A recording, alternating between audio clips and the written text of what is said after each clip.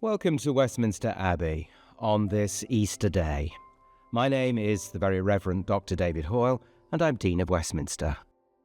Today I'll be reading the Gospel appointed for Easter Day and reflecting on the meaning of Christ's resurrection. A reading from the Gospel according to St. John, chapter 20.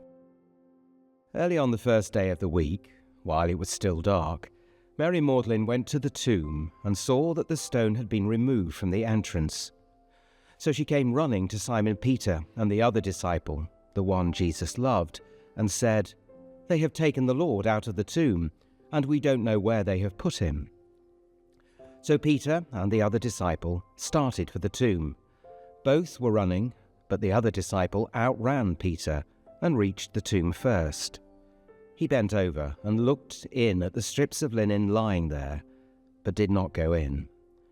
Then Simon Peter came along behind him and went straight into the tomb. He saw the strips of linen lying there, as well as the cloth that had been wrapped around Jesus' head. The cloth was still lying in its place, separate from the linen. Finally, the other disciple, who had reached the tomb first, also went inside. He saw and believed. They still did not understand from Scripture that Jesus had to rise from the dead. Then the disciples went back to where they were staying. Now Mary stood outside the tomb, crying. As she wept, she bent over to look into the tomb and saw two angels in white seated where Jesus' body had been, one at the head and the other at the foot. They asked her, "Woman, why are you crying?" "They have taken my Lord away," she said, "and I don't know where they have put him." At this she turned around and saw Jesus standing there, but she did not realize that it was Jesus. He asked her, "Woman, why are you crying? Who is it you are looking for?" Thinking he was the gardener, she said, "Sir, if you have carried him away, tell me where you have put him, and I will get him." Jesus said to her, "Mary." She turned toward him and cried out in Aramaic, "Rabboni," which means teacher. Jesus said, "Do not hold on to me, for I have not yet ascended to the Father. Go instead to my brothers and tell them, I am ascending to my Father and your Father, to my God and your God." Mary Magdalene went to the disciples with the news, "I have seen the Lord," and she told them that he had said these things to her. Early on the first day of the week, while it was still dark, Mary Magdalene came to the tomb. She came in the dark, living in the story she knew, the story that keeps turning out the same. So she came looking for a dead body. The tomb was empty. What followed was like something from a silent movie, people rushing about, bumping into things. The Gospel adds a lot of clever wordplay about seeing and not seeing. Easter is disorientating and unsettling. It's meant to be.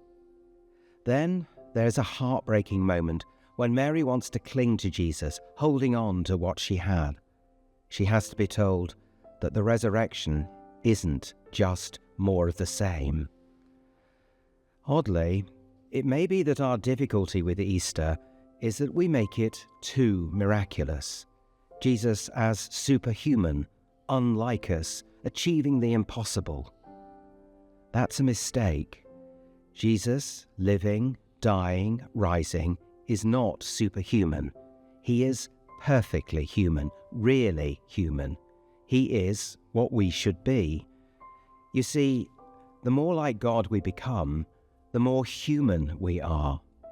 Put another way, saints are more human than sinners, and Jesus is the only person who was completely, perfectly human. Easter shows us the human story we need to learn. This story starts in the dark, still clinging to the old assumptions that strength and wickedness will get their way. In the perfectly human story, though, Jesus, who lived our life and died our death, now lives, grace and glory triumph. Easter Day is a new creation. It's not the story as we keep telling it, ending in death, but a story where human life, redeemed, is lifted into God's glory. Life, not death. Light, not darkness. Grace, not betrayal. Glory, not shame. This is real human life, the true story. Thank you for joining me for this reflection. This is the end of a series of reflections in Lent and Holy Week, ending on Easter Day. To find out more about faith at the Abbey and our online resources, visit our website at www.westminster-abbey.org.